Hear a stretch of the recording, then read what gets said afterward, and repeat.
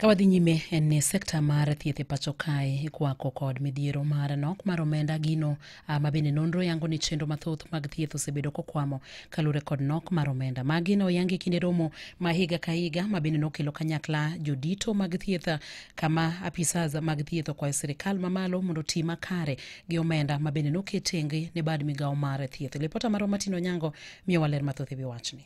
Dr. Omar Ahmed Omar, jatije mochung'ne weche mag timo nonro e bad migawo mar thieth, wacho ni piny Kenya dwaro omenda maromo bilion 500 higa ka higa mar siro sekta mar thieth. E kinde omenda go, bilion 300 biro wuok e sirikal mamalo kaachiel kod mago mag counties, eka bilion 100 biro wuok kuom jodito mag dongruok, ka bilion 1 machielo mogik biro wuok e sectors mago ma ok gin mag piny owacho, kanyakla kod chudo machiel kachiel kuom jopiny.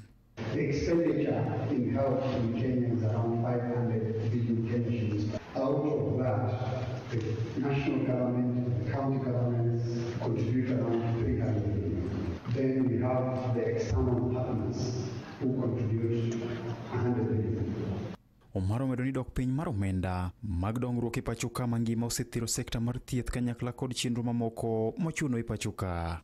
Generally, and expected that the bigger funding for health services and other related activities should come from government as a social sector.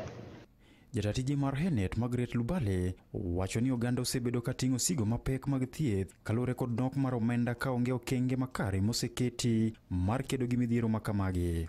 What is in the country, what exists, in the country, and we realize that, yes, there could be ODA financing that is shrinking or overseas development assistance, but yet we do have an opportunity in our own country by way of the revenue that is allocated towards health and development. Gavana Mamuranga Irungu Kangata olero gigo matend counties nyalo timo ponono ni sekta mar thieth nyalo misir mowinjore ka bende ne olero gigo ma sirikande osetimo mar reso oganda makono kuom osigo mapek mar thieth. A lot of unemployed professionals out there. Counties that can't really employ more because the rate is high.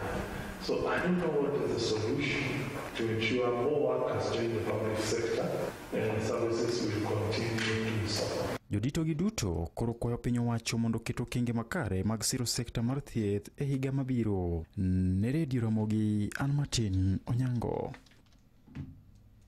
Imedo winjo weche manyien gi Roda Odhiambo.